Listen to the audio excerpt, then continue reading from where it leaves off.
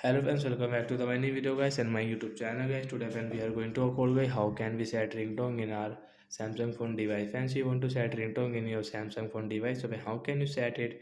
Today friends I will show you, I will tell you in this video. So before starting video friends, first of all go and subscribe the channel guys, click the bell icon and like the video. So friends, now let's see how can we set ringtone in our Samsung phone device. So first of all guys, open your phone setting guys. After on phone setting guys, you can see this type of setting friends. Click on guys your phone sound and vibration setting guys. Tap on phone sound and vibration.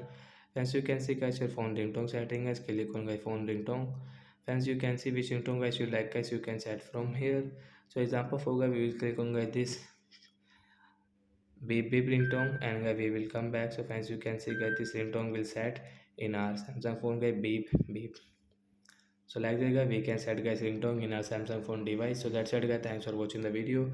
I hope friends you understood how to set ringtone in our Samsung phone device. So bye guys.